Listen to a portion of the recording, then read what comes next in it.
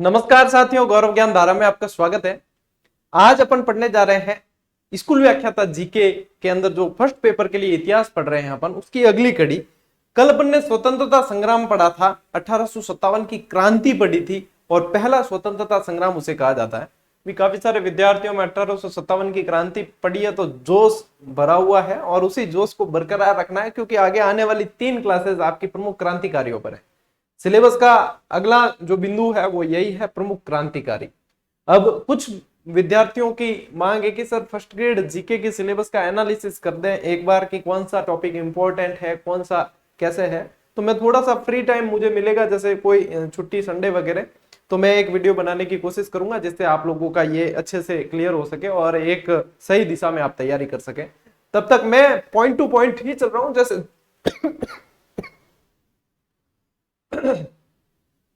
जैसे सिलेबस आगे बढ़ रहा है वैसे ही मैं बढ़ रहा हूं, आप बिल्कुल निश्चिंत होकर पढ़ते रहें।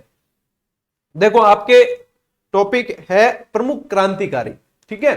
फर्स्ट ग्रेड और इनके सिलेबस में एक बहुत अच्छी चीज ये मैं देखता हूं हमेशा कि सिलेबस बिल्कुल स्पष्ट होता है कि आप लोगों को क्या पढ़ना है। अब प्रमुख क्रांतिकारी सिर्फ दिया होता ना तो आप लोगों के एक अलग ही कंफ्यूजन होता कि सर प्रमुख क्रांतिकारी तो बहुत सारे थे भाई, स्वतंत्रता संग्राम में बहुत लोगों ने हिस्सा लिया, बहुत सारे क्रांतिकारी थे, किन किन को पढ़ना है। लेकिन स्कूल व्याख्याता के सिलेबस में बहुत स्पष्टतया इन क्रांतिकारियों का नाम मेंशन किया गया है, जिसमें अपन को पढ़ना है एक तो वीडी सावरकर, जो आज पढ़ेंगे अपन, वीडी सावरकर, बंकिम चंद्र चट्टोपाध्याय ये भी आज पढ़ेंगे अपन, और एक रास बिहारी बोस ये आज पढ़ेंगे, ठीक है। इसके अलावा आप लोगों के ये भी है जो अगली क्लासेस में आएंगे, लाल बाल पाल, ठीक है। ये साथ में पढ़े जाते हैं, लाल बाल पाल, लाला लाजपत राय, बाल गंगाधर तिलक और विपिन चंद्र पाल।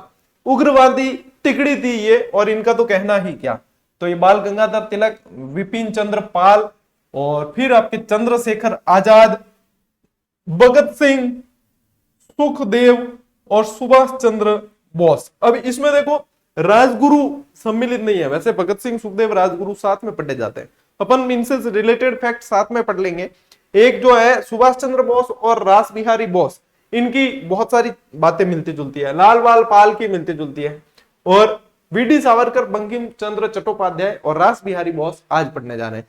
तो यानी कि ये क्लास और आने वाली 2 और क्लासेस वो आपके इसी पर रहेगी, प्रश्न बाहर नहीं जाने देंगे, ऐसा आप लोगों का विश्वास है और इसको कायम भी रखेंगे, ठीक है।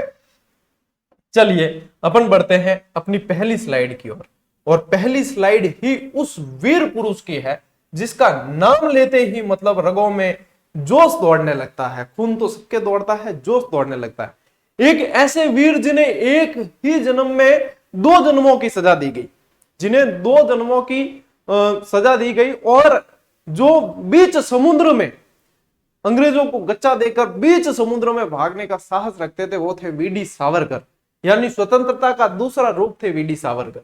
यदि अपन इनका जन्म देखें तो साथियों 28 मई 1883 को नासिक में इनका जन्म हुआ। नासिक कहां? महाराष्ट्र।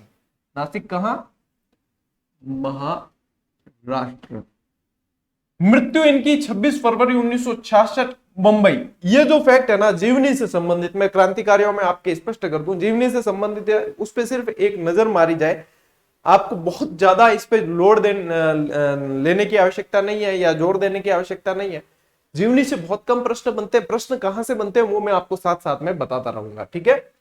तो ये पढ़ना जरूरी है। अब वीडी सावरकर क्यों कहते हैं? क्योंकि इनका फुल फॉर्म जो है विनायक दामोदर सावरकर है। पिताजी जो थे इनके वो दामोदर पंत सावरकर थे, इनके पिताजी का नाम दामोदर पंत सावरकर था, इसीलिए ये नाम आपको बीच में देखने को मिलता है। इनके उपनाम वीर सावरकर या स्वातंत्र्य वीर कहा जाता है। यहां पे यदि आप ये फोटो देख रहे हो तो यहाँ पे इस फोटो के अंदर भी इनका नाम, यहां देखो, स्वातंत्र्य वीर, वीर दामोदर सावरकर, वीदा यानी वीर दामोदर सावरकर इनका नाम था, ठीक है। चलिए, इसमें इनके पिताजी का नाम ये अच्छा, पत्नी का नाम यमुनाबाई था, पिताजी का नाम दामोदर पंत सावरकर और माता का नाम राधाबाई। आसानी से याद हो जाते हैं, वैसे नहीं भी होना तो यहां पे आपको चिंता करने की आवश्यकता नहीं। इनके भाई भी थे, गणेश दामोदर सावरकर, नारायण दामोदर सावरकर, ये भाई भी थे। जो ये नासिक में इन्होंने मित्र मेला संगठन खोला था, और जो वही अभिनव भारत के नाम से जाना गया था, वो गणेश दामोदर सावरकर जो थे वो इनके सहयोगी थे उसमें, ठीक है, इनके भाई ही थे। तो यहाँ पे यही चीज आगे आई है कि मित्र मेला नाम का एक संगठन 1899 में स्थापित किया, और ये किया कहां था, ये नासिक में ही किया था, ठीक है, ये भी ध्यान रखें, ये किया कहां था, नासिक के अंदर ही किया था। यही संगठन बाद में किस नाम से जाना गया, अभिनव भारत के नाम से जाना गया, जो 1904 में इसका नाम परिवर्तन होकर अभिनव भारत पड़ गया। यह संगठन क्या करता था, यह संगठन क्रांतिकारियों को ट्रेनिंग देता था, ठीक है, क्रांतिकारी कैसे आगे अपनी गतिविधियों को बढ़ाए, उनको प्रशिक्षण देने का कार्य, मतलब स्वतंत्रता से संबंधित कोई व्यक्ति जो है अपना सहयोग देना चाहे तो वो किस तरीके से तैयार होगा, वो ये संस्था तैयार करवाती थी, जिसका पहला नाम क्या था, मित्र मेला। और उसके बाद में याद कैसे रखोगे, मित्र अभी मेरा भारत है, क्या याद रखोगे, मित्र अभी मेरा भारत है, ठीक है, तो ये आपको आसानी से याद हो जाएगा, मित्र अभी मेरा भारत है, ठीक है, और भारत सबका मित्र है ही, है ना, याद रखने का तरीका, ताकि आप कंफ्यूज नहीं हो कि मित्र मेला ही अभिनव भारत है। कई लोगों के जो नई नई तैयारी करते हैं कंफ्यूजन रहता है कि अभिनव भारत अलग संस्था है, मित्र मेला अलग है, नाम परिवर्तन किया गया बाद में, ठीक है। इन्होंने मई 1907 में प्रथम भारतीय स्वतंत्रता संग्राम की स्वर्ण जयंती मनाई इंडिया हाउस लंदन के अंदर, यानी 1857 के अंदर जो क्रांति हुई थी, जो कल पढ़ी अपन ने, स्वर्ण जयंती यानी 50 वर्ष पूरे हुए हैं। देखो 1907 के अंदर 50 वर्ष पूरे हो जाते, इंडिया हाउस के अंदर इन्होंने ये क्रांति बनाई। अब इंडिया हाउस और उससे जुड़े हुए एक व्यक्ति थे श्यामजी कृष्ण वर्मा, ठीक है, श्यामजी कृष्ण वर्मा। जब स्वतंत्रता आंदोलन या इतिहास आप व्यवस्थित तरीके से पढ़ोगे तो इन सभी शख्सियत से आप परिचित होंगे, ठीक है। वहां पे इन्हें श्यामजी कृष्ण वर्मा से छात्रवृत्ति मिली थी, श्यामजी कृष्ण वर्मा छात्रवृत्ति मिली थी वहां पढ़ने के लिए, और वो मिली थी बाल गंगाधर तिलक की सिफारिश पर। बाल गंगाधर तिलक ने इनकी जगह जगह सिफारिश की। बाल गंगाधर तिलक इनके बहुत मतलब सिफारिशें बहुत करते हैं। जब इनको पोर्ट ब्लेयर में जो उम्र कैद की सजा हुई थी तब भी इन्होंने जो है सिफारिश की थी बाल गंगाधर तिलक ने। 1857 का भारतीय स्वतंत्रता संग्राम इन्होंने पुस्तक भी लिखी, जिसको अपन ने 1857 की क्रांति में भी पढ़ा है। ये पुस्तक भी इन्होंने लिखी है, ठीक है। तिलक की सिफारिश पर, ये कौन तिलक, बाल गंगाधर तिलक की सिफारिश पर सावरकर के अध्ययन हेतु लंदन में श्यामजी कृष्ण वर्मा छात्रवृत्ति की व्यवस्था हुई थी।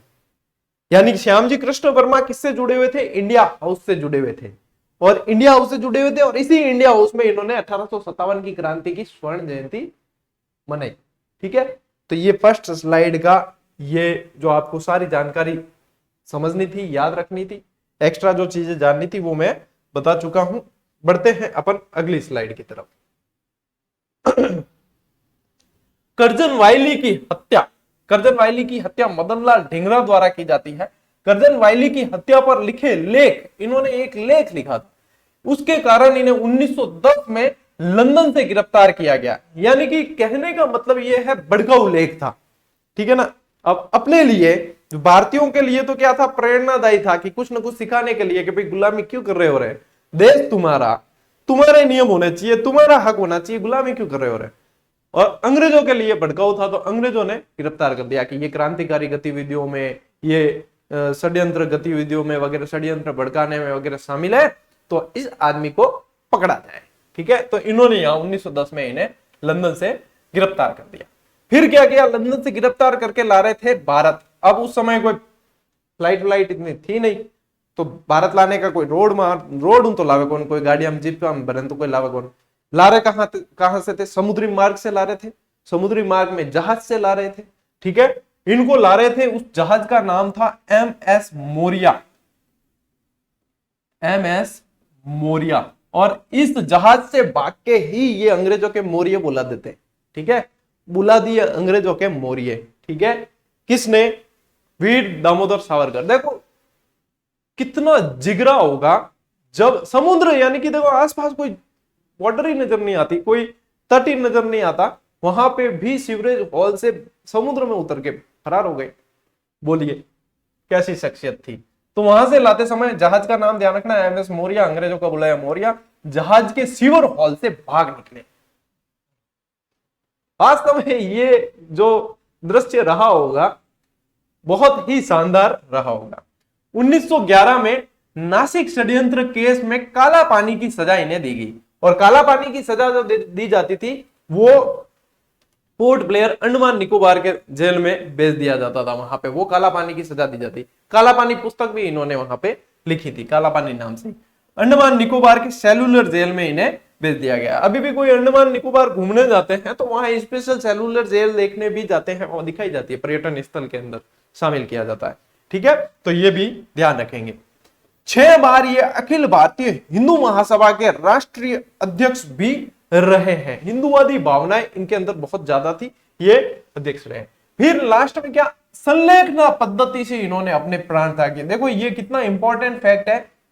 प्रश्न कैसे बन सकता है, भारत का वह क्रांतिकारी या वह स्वतंत्रता चाहने वाला या वह स्वातंत्र्य वीर या वह क्रांतिकारी कौन था जिसने अपने प्राण संलेखना पद्धति से त्यागे। ये संलेखना पद्धति क्या होती है, इस संलेखना को ही संथारा भी कहा जाता है, संथारा भी कहा जाता है। बस फर्क क्या है, श्वेतांबर और दिगंबर का फर्क है। जैन संप्रदाय 2 भागों में बटा हुआ था, श्वेतांबर और दिगंबर।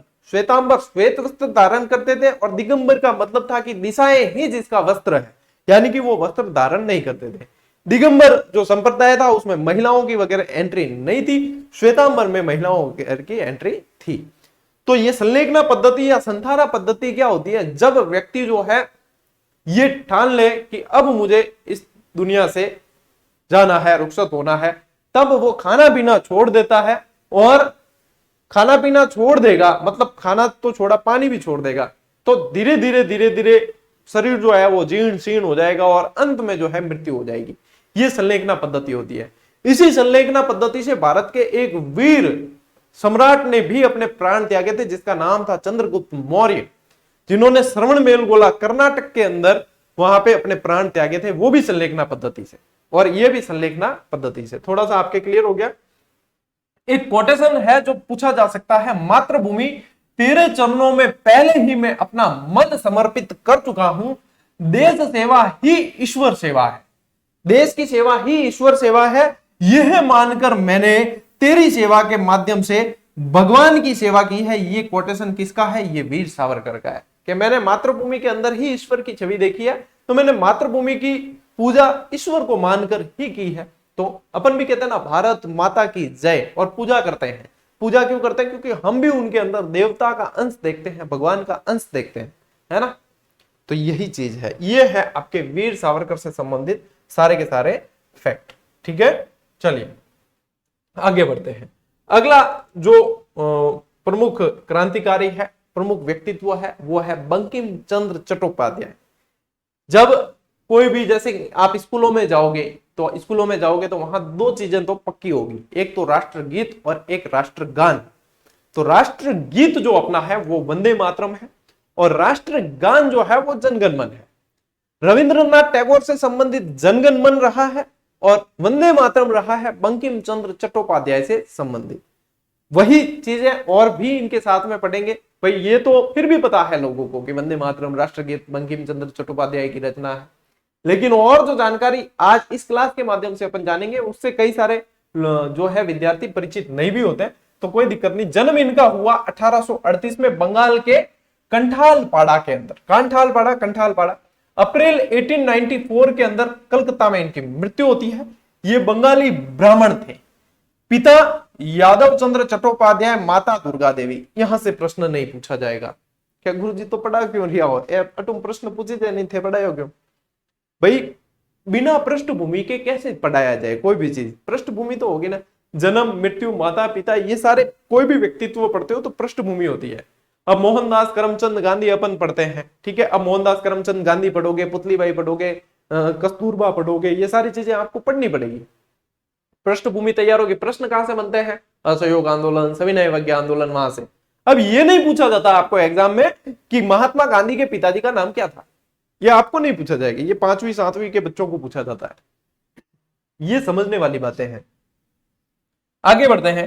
इन्हें आधुनिक बंगाली साहित्यिक पुनर्जागरण काल के प्रणेता कहा जाता है। इन्हें आधुनिक बंगाली साहित्य का जनक भी कहा जाता है। क्या याद रखोगे? यही चीज आधुनिक बंगाली, यहां लिख देता हूं, चलिए मैं, आधुनिक बंगाली साहित्य का जनक यह भी कहा जाता है, और आधुनिक बंगाली साहित्य पुनर्जागरण काल के प्रणेता भी कहा जाता है। अब प्रणेता कह दो चाहे जनक कह दो, बात एक ही एक है।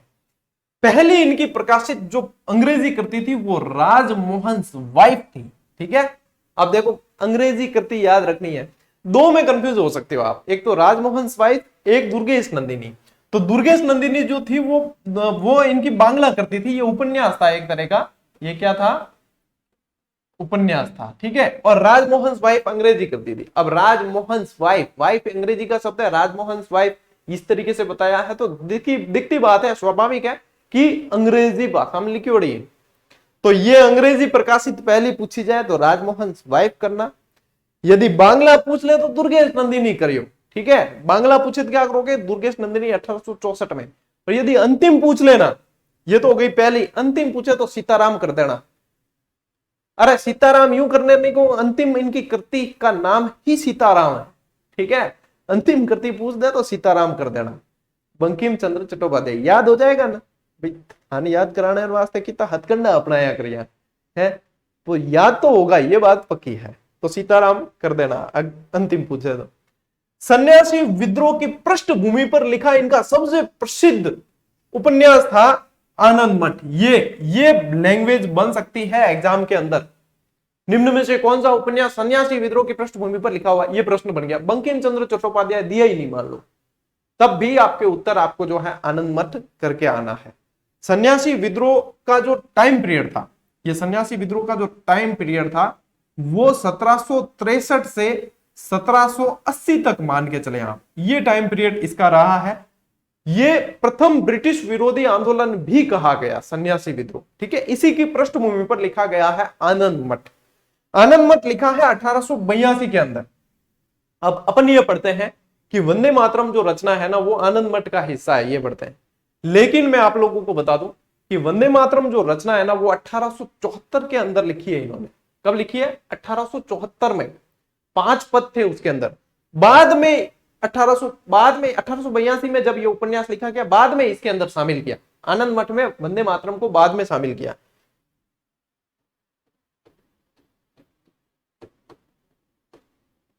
वंदे मातरम 1874 में लिखी, 5 पद थे। ठीक है, 5 पद थे और बाद में इसमें शामिल किया। मूल रूप से संस्कृत भाषा के अंदर यह लिखा गया था।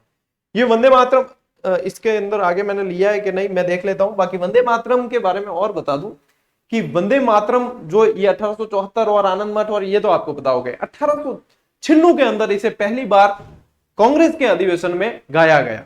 ठीक है, इसको गाने के लिए भाई राष्ट्रगान गाने के लिए जैसे 52 सेकंड का समय फिक्स है, वैसे ही इसे गाने के लिए 65 सेकंड यानी कि 1 मिनट 5 सेकंड का समय फिक्स है। ठीक है ना, वंदे मातरम के लिए। तो ये सारी चीजें आप लोगों को ध्यान रखनी है।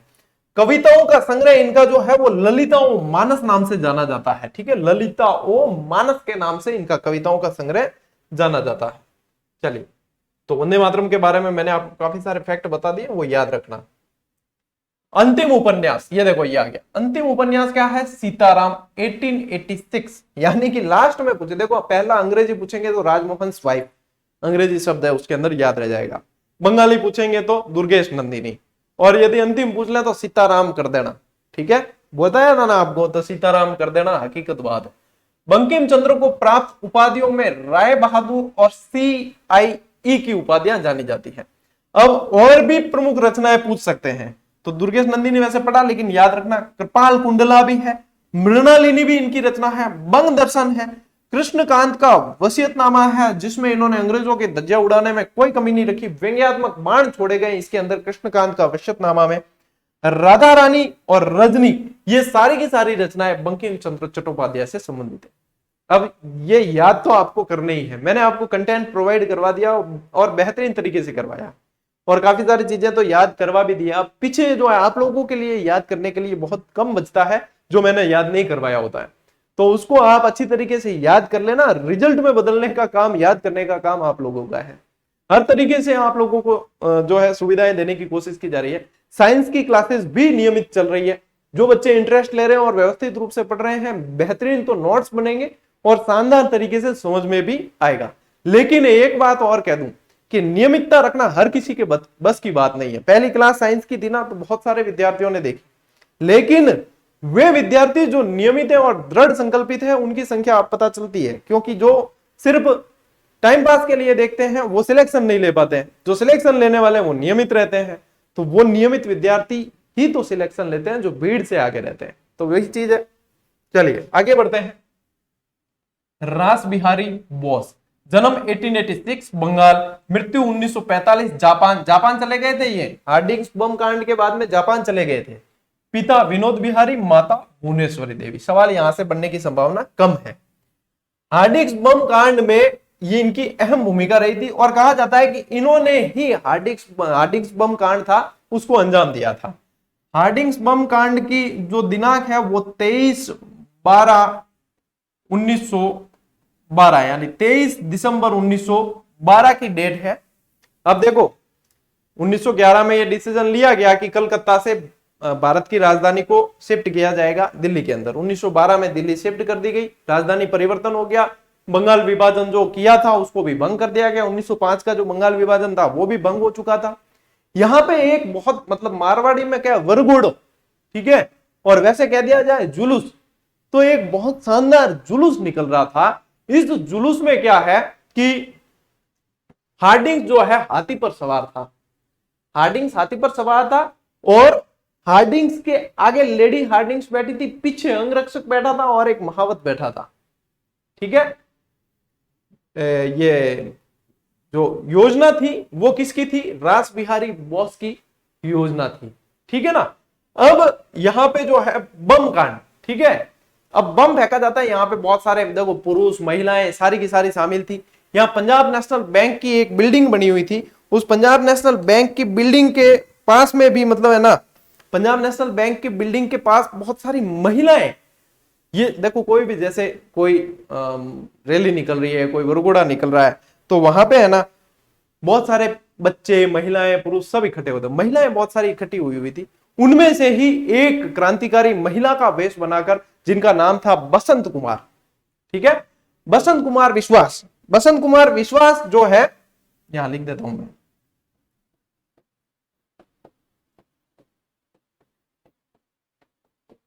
बसंत कुमार विश्वास, अमीर चंद और ये सब इनके साथ में थे, लेकिन मुख्य जो बम फेंकने वाले थे ना वो बसंत कुमार विश्वास थे। बसंत कुमार विश्वास जो थे महिलाओं के वेश में शामिल थे और महिलाओं का ध्यान डाइवर्ट करवाने के लिए इन्होंने लेडी हार्डिंग्स के जो गहने पहने हुए थे उनकी तरफ देखो। अब लुगाई और जीव है ना, एक कपड़ा और गहना में ज्यादा रहे, तो इनका महिलाओं का ध्यान डाइवर्ट करने के लिए उनके उसकी तरफ ध्यान डाइवर्ट किया, फिर इन्होंने जो है बम फेंका। अब यहाँ पे बमबारी में हार्डिंग जो है बच जाता है, महावत इनका मर जाता है, लेकिन छर्रे वर्रे जो इससे निकलते हैं सारे, एक तो इसके कंधे का मांस फट जाता है और घायल बुरी तरीके से ये होता है। ये भाई कहते हैं ना, बार बार आप पढ़ोगे कि हार्डिंग्स बम कांड, दिल्ली षड्यंत्र वगैरह, ये तो ये स्टोरी ये थी इसके पीछे। ये पूरी किसने तैयार की थी? रास बिहारी बोस की योजना थी ये। यहाँ पे फिर बसंत कुमार विश्वास, अमीर चंद और इनको फांसी की सजा होती है और रास बिहारी बोस जैसे तैसे बच के यहां से निकल जाते हैं और जापान चले जाते हैं। ठीक है, ये ध्यान रखना। जापान प्रवास के दौरान, अब जापान गए, वहां का एक क्रांतिकारी नेता था श्रीतो यामा। श्रीतो यामा के यहाँ पे ये शरण लेते हैं। ठीक है, और जापानी युवती तोशिका से ये विवाह भी करते हैं। जापानी युवती तोशिका से विवाह करते हैं, क्यों? ताकि वहां की नागरिकता मिल जाए। तो नागरिकता देखो, आपको भी कहीं की कहीं नागरिकता लेनी हो तो विदेशी जहां जाते हो वहां पे शादी आपको करनी पड़ेगी। ठीक है, मैं नहीं कह रही हूँ बट जाए नागरिकता लेनी है, रहो हटी भारत में ही रहो, मतलब बता रहा हूं एक प्रोसेस। ठीक है ना। चलिए 1913 में लिबर्टी नामक इन्होंने पर्चा निकाला। जापान में न्यू एशिया नामक समाचार पत्र निकाला। देखो एशिया शब्द से संबंधित कहीं आ जाए ना क्रांतिकारियों के अंदर, तो रास बिहारी बोस को याद रखना। ठीक है, एक तो न्यू एशिया और एशिया, एशिया वासियों के लिए। अब देखो यहां पे इन्होंने एशिया, भारत का नाम क्यों नहीं लिया? क्योंकि गए कहां है? जापान गए हैं, तो जापान गए हैं तो एशिया महाद्वीप की बात है, तो फिर इन्होंने एशिया, एशिया वासियों के लिए ये कहा। ये देखो एशिया, एशिया वासियों के लिए ये नारा देने वाले रास बिहारी बोस थे। तो टोक्यो में इंडियन इंडिपेंडेंस लीग की स्थापना इन्होंने की और इसी इंडियन इंडिपेंडेंस लीग बाद में जो है आजाद हिंद फौज आप पढ़ते हो, उस आजाद हिंद फौज की कमांड जो है वो सुभाष चंद्र बोस को 1943 में इन्होंने सौंप दी थी। ठीक है, ये है इन शॉर्ट जो चीज आपको पढ़नी चाहिए, जो याद करना है। ये जो है एक समाचार पत्र में इनकी एक सारांश जीवनी छपी थी, उसको मैंने यहाँ पे शामिल किया है। तो यहाँ पे है ना, इसमें एक चीज चेंज करनी पड़ेगी। यहाँ जो मैंने देखा था, जो ये हमला था ना, ये 1912 के अंदर है। हार्डिंग्स बम कांड जो था वो 1912 के अंदर है। 1905 में ये क्रांतिकारी गतिविधियों से जुड़े। 1908 में ये अलीपुर बम धमाके के अंदर शामिल थे, बंगाल छोड़ना पड़ा। फिर बाद में 1912 के अंदर हार्डिंग्स बम कांड का हिस्सा बने। 1916 में इन्होंने जापान की नागरिकता ली। ठीक है, और नागरिकता के लिए फिर इन्होंने वैसे नागरिकता के लिए ही तोशिका से शादी की, तो तोशिको या तोशिका कह दो। ठीक है, तो ये जापानी महिला से शादी करते हैं और 1942 में इंडियन इंडिपेंडेंस लीग की स्थापना करते हैं, जो 1943 में सुभाष चंद्र बोस को इनकी कमान दे देते हैं। 1945 में जापान में ही इनका निधन हो जाता है। ठीक है, तो ये है आपके रास बिहारी बोस। और जापान से देखो रास बिहारी बोस और सुभाष चंद्र बोस, सुभाष चंद्र बोस का संबंध भी रहेगा, वो भी परिस्थितियों के कारण भारत छोड़ के जाते हैं, जो आगे वाली आने वाली क्लासेस में अपन पढ़ेंगे। तो इस क्लास में अपन ने आज क्या क्या पढ़ा, चलिए कभी याद आ जाता है ना तो मैं रिवीजन करवा देता हूं। बाकी विद्यार्थी कहते भी हैं। सबसे पहले वीडी सावरकर से शुरू किया अपन ने, विनायक दामोदर सावरकर। परिचय कोई ज्यादा खास ध्यान देने लायक नहीं है। विनायक दामोदर सावरकर याद रख लेना, यमुनाबाई और राधाबाई। यमुनाबाई पत्नी थी, राधाबाई माता थी। मित्र मेला और अभिनव भारत, मित्र अभी मेरा भारत है, ये याद करवाया आपको 1899 1904। इन्होंने 1907 में फिर प्रथम स्वतंत्रता संग्राम की स्वर्ण जयंती इंडिया हाउस में बनाई। श्यामजी कृष्ण वर्मा से जुड़े हुए थे, श्यामजी कृष्ण वर्मा छात्रवृत्ति इनको तिलक की सिफारिश पर दी गई। ठीक है, यही था इस क्लास का, इस स्लाइड का सारांश। फिर आ गए अपन, अच्छा ये स्लाइड हो गई, फिर आए अपन दूसरी स्लाइड पे। करजन वायली की हत्या किसने की थी? मदन लाल ढींगरा ने की थी, ये बताया मैंने आपको। फिर इसके हत्या पर लिखे लेख लिखा था इन्होंने कोई हत्या नहीं की थी, लेख लिखा था, एक भड़काऊ लेख कहा इन्होंने अंग्रेजों ने। और 1910 में इनको लंदन से गिरफ्तार करके भारत ला रहे थे एमएस मोरिया जहाज से, तो अंग्रेजों का मोरिया बुला दिया इन्होंने, मोरिया जहाज से ये भाग गए थे सीवरेज हॉल से होते हुए। नासिक षड्यंत्र केस में इन्हें काला पानी की सजा मिली, अंडमान गए, वहां पे भी इन्होंने तिलक ने और इनकी सजा कम करने के लिए सिफारिश की थी। ठीक है, 2 जन्मों की सजा मिली थी इन्हें, ये भी ध्यान रखना, 2 जन्मों की सजा पाने वाले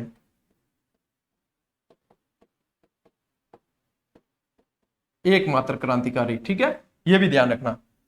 6 बार अखिल भारतीय हिंदू महासभा के राष्ट्रीय अध्यक्ष रहे, संलेखना पद्धति से प्राण त्यागने वाले क्रांतिकारी थे। और ये कोटेशन आपको याद रखना है कि भाई मातृभूमि की पूजा ईश्वर मान के की है। ठीक, फिर आए बंकिम चंद्र चट्टोपाध्याय से, जो बंगाल से संबंधित थे, ब्राह्मण थे, आधुनिक बंगाली साहित्य के जनक थे, आधुनिक बंगाली साहित्य पुनर्जागरण के प्रणेता थे। वंदे मातरम 1874 में लिखा था, जिसे बाद में आनंद मठ में शामिल किया। वंदे मातरम के बारे में आपको मैंने पूरी स्टोरी बता दी। पहली प्रकाशित अंग्रेजी कृति राजमोहन स्वाइफ, बंगाली कौन सी थी? दुर्गेश नंदिनी, और अंतिम पूछे तो सीताराम कर देना। सन्यासी विद्रोह की पृष्ठभूमि पर आनंद मठ लिखा गया है, और कविताओं का संग्रह है वो ललिता वो मानस है। कितना आसान है याद करना, आपको लगेगा आप कि वास्तव में ये तो सर हाथों हाथ में याद ही हो गया आधा तो, बस तो यही तो तरीका है। अंतिम उपन्यास सीताराम कर देना। राय बहादुर सियाई इनकी उपाधियां थी। और बाकी रचना पूछे तो दुर्गेश नंदिनी, कृपाल कुंडला, मृणालिनी, बंग दर्शन, कृष्णकांत का वशियतनामा जिसमें धज्जियां उड़ाई थी अंग्रेजों की, राधा रानी, रजनी वगैरह। रास बिहारी बोस, जापान वाला एक तो इंसिडेंट याद रखना है, हार्डिंग बम कांड के ये क्या रहे थे, मतलब पूरी इनकी योजना थी वो। परिचय तो इतना मुख्य होता नहीं है यहाँ। जापान में श्रीतोयोमा के यहाँ पे शरण ली, तोशिका इनकी पत्नी थी। ये अंतिम स्लाइड। 1913 में लिबर्टी नामक पर्चा निकाला, न्यू एशिया और एशिया वासियों के लिए ये नारा दिया, और टोक्यो में इंडियन इंडिपेंडेंस लीग की स्थापना की। ठीक है, बस यही है, बाकी क्या, बाकी आपको याद है। ये क्लास तो हाथों हाथ ही याद हो गई, ये चीज पता चल रही है। ठीक, और अब वापस वही टेलीग्राम पे पीडीएफ दी जाएगी, क्लासेस यहीं पे चल रही है, टेस्ट सीरीज ऐप पर चल रही है। ठीक है, बहुत जल्द एनसीईआरटी के, आज टेलीग्राम पे कल डाला था मैंने, आपने देखा होगा, प्रश्नों का लेवल एक प्रश्न कवर किया। एनसीईआरटी की जैसी बन जाएगी, थोड़ी सी टाइप हो जाएगी, अभी वर्क चल रहा है, फिर आपको वो दे दी जाएगी ताकि आप नियमित अभ्यास करें। और ये मतलब बेहतरीन से बेहतरीन, यानी सिर्फ राजस्थान वालों के नहीं, ऑल इंडिया के लिए ये काम आने वाली टेस्ट सीरीज बन रही है ना, नाम मात्र के शुल्क में दे देंगे, चिंता ही मत करो। मिलते हैं साथियों अगले वीडियो में, अगली क्लास में, तब तक के लिए राम राम, जय हिंद।